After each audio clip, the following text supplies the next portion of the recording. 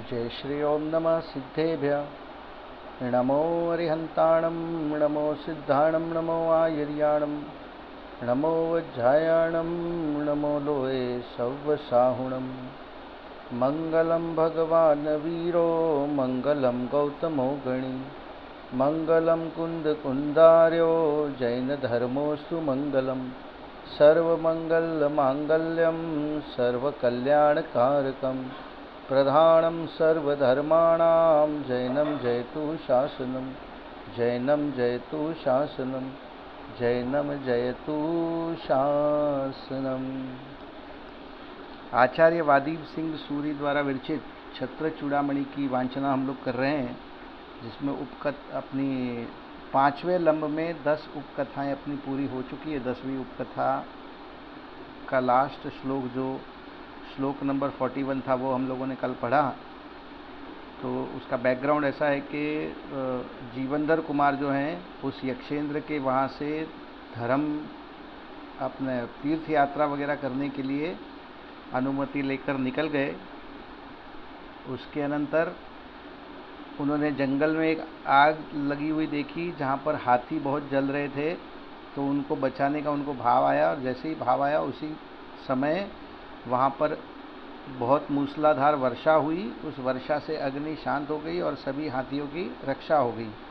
उसके अनंतर वे वहाँ आगे चलते हुए जब जा रहे थे वन में से, तो वहाँ पर एक देवी ने आके, यक्षिणी ने आके भी उनकी पूजा वगैरह की। आज अपने को उपकथा नंबर 11 से बात को आगे बढ़ाना है, पेज नंबर 266 पर। जीवनधर कुमार का चंद्राभा नगरी में पहुंचना। ततः पल्लव देशस्थां चंद्रभाख्याक्रमात्पुरीं भेजे शुभ निमित्तेन सनैमित्ता ही भाविनः। अन्वयार्थ। तदनंतर क्रम से पल्लव देश में स्थित चंद्राभा नाम की नगरी को इन जीवनधर कुमार ने शुभ निमित्त से प्राप्त किया। घूमते घूमते जंगलों से वनों से जा रहे थे और वहाँ पर पल्लव देश में स्थित चंद्राभा नाम की नगरी में पहुँचे। अत्र नीति, निश्चय से भविष्य में होने वाली बातें अवश्य कुछ न कुछ निमित्त वाली होती हैं। सरलता, सरलार्थ, सुखपूर्वक यात्रा करते हुए जीवनधर कुमार पल्लव देश की चंद्राभा नगरी में पुण्योदय से पहुंच गए, क्योंकि भविष्य में होने वाले कार्य शुभ निमित्त पूर्वक ही होते हैं। विशेषार्थ, करणानुविधायिनी कार्याणि, यानी शुभ कार्य के लिए शुभ निमित्त और अशुभ कार्य के लिए अशुभ निमित्त सहज ही मिल जाते हैं। ये वस्तु व्यवस्था का स्वरूप है। जीवनधर कुमार शुभ निमित्त पूर्वक चंद्राभा नगरी में पहुँचे। इस पल्लव नाम के देश में चंद्राभा नाम की नगरी में पहुँचे हैं। यहाँ पे कुछ न कुछ उनके हाथों से शुभ कार्य होना है, इसीलिए वो वहाँ पर पहुँचे हैं। अगला श्लोक देखते हैं। जीवनधर कुमार द्वारा सर्पविष दूर करना। राज्ञो धनपते पुत्री महीदष्टाम जीवयत निर्हेतु कान्य रक्षा ही सताम नैसर्गिको गुण। अन्वयार्थ। वहाँ चंद्राभा नगरी में उन जीवनधर कुमार ने सांप से डसी हुई राजा धनपति की पुत्री को जीवन दान दिया। अब यहाँ पे क्या हुआ, चंद्राभा नगरी जो पल्लव देश था उनके राजा थे राजा धनपति, और उनकी एक पुत्री थी जिसको सांप ने डस लिया था। उस सांप ने जब उनको डस लिया तो उसका जो विष है वो जीवनधर कुमार के निमित्त से उतारा गया। अत्र नीति, निश्चय से बिना प्रयोजन के दूसरों की रक्षा करना ही सज्जन पुरुषों का स्वाभाविक गुण है। देखिए यहाँ पे नीति का श्लोक ये बता दिया कि आप बिना प्रयोजन के ही दूसरों की रक्षा का, यदि दूसरों की रक्षा की भावना रखेंगे तो वही आपके अंदर सज्जनता के स्वाभाविक गुण कहलाए जाते हैं। अपने किसी लालच से या कोई चीज़ अपने को मिलेगी उसके बदले में, उसके लिए किसी की रक्षा करें तो वो तो व्यापार हो गया एक तरह का। मगर यहाँ तो बिना कारण, बिना प्रयोजन के ही दूसरों की रक्षा करना वही सच्चे सज्जन पुरुषों का स्वाभाविक गुण है। सरलार्थ। उस चंद्राभा नगरी में धनपति नामक राजा का पद्मा नाम की पुत्री सर्प के द्वारा डसे जाने से मरणासन्न अवस्था में थी। देखिए, देश का नाम पल्लव देश, राजधानी का नाम चंद्राभा, राजा का नाम धनपति और उस राजा की पुत्री का नाम पद्मा। तो पद्मा जो थी वो सांप के डसे जाने से मरणासन्न अवस्था में थी। जीवनधर कुमार ने विषहान मंत्र द्वारा सर्प के विष को दूर कर राजकन्या को जीवन दान दिया। जो यक्षेंद्र था उससे उनको 3 वरदान मिले थे, उनमें से एक वरदान था विष उतारने का मंत्र। तो उस मंत्र का प्रयोग करके उन्होंने पद्मा जो थी राजा की पुत्री, उसका सर्प का विष उतार दिया और उस पद्मा को जीवन दान दिया यहाँ पर। क्योंकि बिना कारण ही दूसरों की रक्षा करना सज्जन पुरुषों का स्वाभाविक गुण है। विशेषार्थ, जिस दिन जीवनधर कुमार चंद्राभा नगरी में पहुँचे उसी दिन राजकुमारी पद्मा को सर्प ने डस लिया था। वह मरणासन्न स्थिति में थी। जब इस बात का पता जीवनधर कुमार को लगा तो वे स्वयं उसके पास पहुंच गए और अपने विषनाशक मंत्र से क्षण मात्र में ही राजकुमारी को निर्विष कर जीवन दान दिया। सज्जन परोपकार के कार्य के लिए निरपेक्ष भाव से ही करते हैं। अगला श्लोक देखते हैं, जीवनधर कुमार का स्वागत। 44 नंबर का श्लोक। लोकपालस्तदालोक्य तज्ज्येष्ठस्तं पूजयत् प्राणप्रदायी नामन्या न हि हास्ति प्रत्युपक्रिया।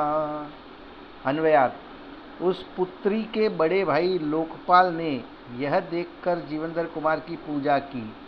ठीक है ना, उसका एक भाई भी था पद्मा का, उसका नाम था लोकपाल। उसने जीवनधर कुमार की पूजा की, आदर सत्कार किया। पूजा तो जैसे अपने अष्टद्रव्य से पूजा करते हैं वैसी पूजा तो नहीं की, मगर पक्षालन किया।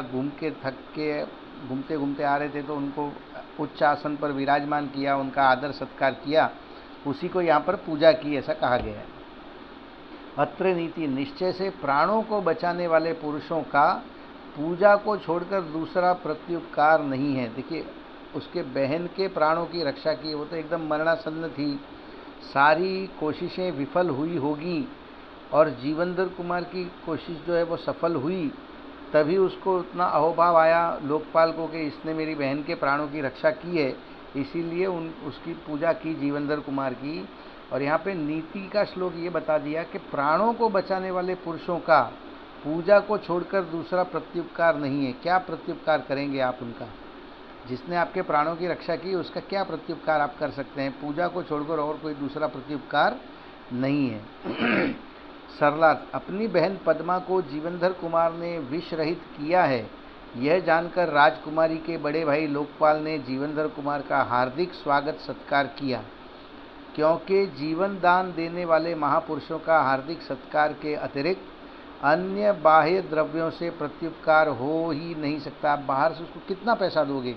आपके प्राणों की रक्षा कर दी तो आप उसको क्या राज्य वैभव दोगे, क्या पैसा दोगे, क्या वस्तु आप दोगे जो उनका उपकार उतर सकता है? कुछ नहीं हो सकता। आपको आदर सत्कार स्वागत वही उनका उत्तम प्रत्युपकार है। अगला श्लोक देखते हैं 45 नंबर का। पूज्य पूज्य का सहज सुमेल। पूज्या अपि स्वयं संतः सज्जनानां हि पूजकः पूज्यत्वं नाम किं नु स्यात् पूजा व्यतिक्रमे।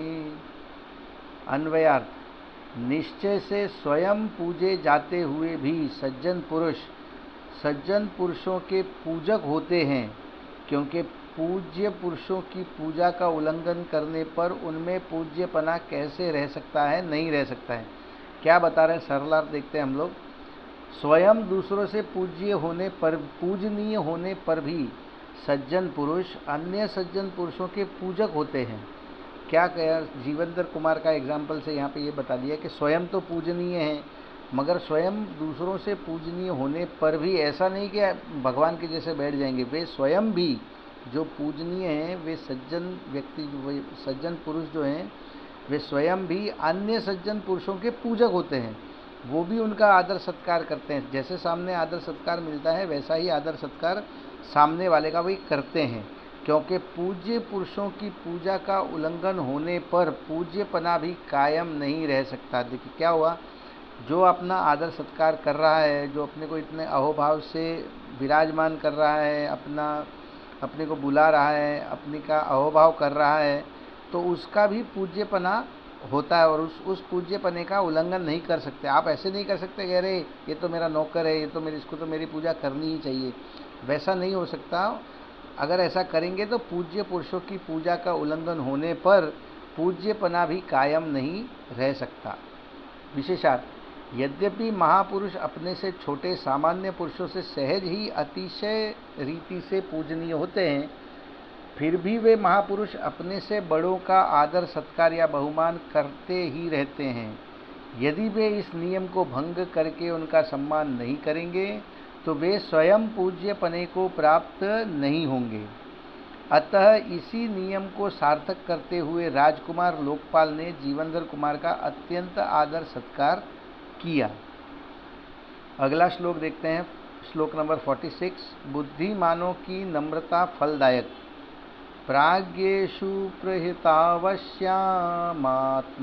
वश्चौति धीमता प्रहातपि धनुष्काणां कर्म कस्यैव कामदा। अन्वयार्थ, स्वाधीन नम्रता बुद्धिमान पुरुषों में अवश्य ही उत्तम मानी गई है। अत्र नीति, निश्चय से नम्रता भी धनुर्धारियों के धनुष की नम्रता के सदृश इच्छित कार्यों को सिद्ध करने वाली होती है। सरलार्थ देखते हैं, जैसे धनुष की नम्रता धनुर्धारियों के मनोरथ सिद्ध करने वाली होती है, वैसे ही बुद्धिमानों में आत्मा को वश में रखने वाली नम्रता आवश्यक होती है, जिससे उनके मनोरथों की सहज सिद्धि होती है। क्या बता दिया, विशेषार्थ देखते हैं। जिस प्रकार धनुष में नम्रता धनुर्धारियों के लक्ष्य को भेद कर इच्छित कार्य सिद्ध कर देती है। जो नम्र पुरुष होंगे, नम्र धनुर्धारी होंगे, तो उनके हाथ में जो धनुष है वो उनके लक्ष्य को भेद कर इच्छित कार्य को सिद्ध करती है, वो भी नम्रता पूर्वक अपना कार्य करती है। उसी प्रकार बुद्धिमानों की नम्रता भी अपेक्षित मनोरथ को पूर्ण करती है। उनका जो अपेक्षित मनोरथ है, ठीक है ना, बुद्धिमान लोगों की नम्रता उनके अपेक्षित मनोरथ को पूर्ण करती है। अतः महापुरुषों में नम्रता होना आवश्यक है। इसीलिए राजकुमार लोकपाल ने भी जीवनधर कुमार के समक्ष नम्रता व्यक्त करके अपनी महानता का परिचय दिया। अगला श्लोक 47 नंबर का देखते हैं। शरीर से ही मनुष्य की महानता का अनुमान। वपुर्वीक्षण मात्रेण निराण्यायस्य वैभवम् वपुर्वक्ति ही माहात्म्यम दौरात्मापि तद्विदाम। अन्वयार्थ, उस लोकपाल ने शरीर के देखने मात्र से ही इन जीवनधर कुमार के वैभव का निर्णय किया। मतलब शरीर के हाव भाव को देखकर ही जीवनधर कुमार के वैभव का उस लोकपाल को निर्णय हो गया।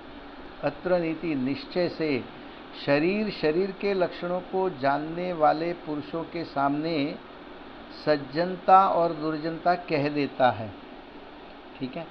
सरलार्थ, राजकुमार लोकपाल ने जीवनधर कुमार के शरीर मात्र को देखकर ही उनके वैभव का निर्णय कर लिया, क्योंकि शरीर के लक्षणों को जानने वाले शरीर को देखकर ही मनुष्य की सज्जनता और दुर्जनता का निर्णय कर लेते हैं। मतलब आप हाव भाव निमित्त ज्ञान से भी समझ में आ जाता है अपने को। आप उनके हाव भाव, बोलने का स्टाइल, चलने का स्टाइल, बैठने का स्टाइल देखकर भी उनकी सज्जनता और उन महानता का अनुमान लगा सकते हैं, उनके वैभव का अनुमान लगा सकते हैं। विशेषार्थ, शरीर के लक्षणों को देखकर ही चतुर पुरुष मनुष्य के स्वभाव का परिचय प्राप्त कर लेते हैं। अतः राजकुमार लोकपाल ने जीवनधर कुमार के शरीर को देखकर ही उनकी महानता और सज्जनता का निर्णय कर लिया। शब्दों से बिना बोले ही शरीर को देखकर अनुमान से भी बहुत कुछ यथार्थ जाना जा सकता है। आप शरीर के हाव भाव देखकर भी ये सामने वाला पुरुष कैसा है इसका अनुमान आप लगा सकते हैं। अगला श्लोक 48 नंबर का। कन्या के साथ आधा राज्य का मिलना। अर्धराज्यं च कन्यां च पार्थिवः स्वामिने ददो पात्रतानीतमात्मानं स्वयं यान्ति हि संपदा। अन्वयार्थ, राजा धनपति ने जीवनधर कुमार के लिए आधा राज्य और कन्या दे दी। कौन सी कन्या दे दी? वो पद्मा नामक कन्या जो जिसका विष उतारा था, एक तो वो सपुर्द कर दी जीवनधर कुमार को और आधा राज्य भी उनको दे दिया। अत्र नीति, निश्चय से संपत्तियां पात्रता को प्राप्त आत्मा को स्वयं प्राप्त हो जाती है। सरलार्थ, चंद्राभा नगरी के राजा धनपति ने जीवनधर कुमार की योग्यता देखकर उन्हें अपना आधा राज्य और राजकुमारी पद्मा को ससम्मान सौंप दिया, क्योंकि योग्यता प्राप्त पुरुषों को धन संपत्ति स्वयं ही प्राप्त होती है। इस प्रकार भी कह सकते हैं कि संपत्ति स्वयं ही योग्य पुरुषों को खोज लेती है।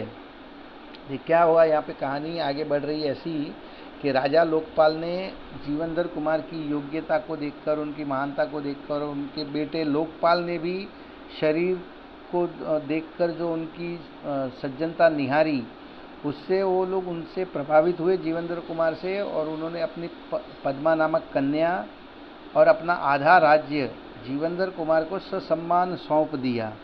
क्योंकि अब यहाँ पे नीति का श्लोक ये बता दिया कि योग्यता प्राप्त पुरुषों को धन संपत्ति स्वयं ही प्राप्त होती है। जिसकी योग्यता होगी उसको धन संपत्ति स्वयं ही प्राप्त होगी, और जिसकी योग्यता नहीं होगी वो कितनी भी उस हाथ पैर मार लेगा, उसको वो धन संपत्ति बिना योग्यता के प्राप्त ही नहीं होगी। या इस प्रकार भी कहा जा सकता है कि संपत्ति स्वयं ही योग्य पुरुषों को खोज लेती है। अगला श्लोक देते हैं, राजकुमारी पद्मा का स्वीकार। तिलोत्तमा सुतां पश्चालोकपाल समर्पितां पर्यणेषीत पवित्रोऽयं पदख्यां तामयवीयसी। अन्वयार्थ, पश्चात इन पवित्र जीवनधर कुमार ने लोकपाल द्वारा दी हुई तिलोत्तमा की पुत्री युवती उस पद्मा नाम की कन्या को ब्याहा। सरलार्थ, जीवनधर कुमार ने लोकपाल द्वारा प्रदत्त धनपति राजा एवं तिलोत्तमा रानी की युवा सुपुत्री पद्मा से विधि पूर्वक विवाह किया। अब क्या हुआ, ये इनका यहाँ पर इस लम्ब के एंड में यहाँ पर इनका विवाह हो गया जीवनधर कुमार का। किससे? राजा धनपति और तिलोत्तमा नाम की रानी, उनकी जो युवा पुत्री पद्मा नाम की, उससे उनका विधि पूर्वक विवाह हुआ। इति श्री वादीब सिंह सूरी विरचिते छत्रचूड़ामणौ पद्मा लंभो नाम पंचमो लंभ। यहाँ पे पांचवा लंब अपना समाप्त हो गया है। कल से ही हम लोग ये, आज अपना थोड़ा जल्दी फास्ट हो गया ये।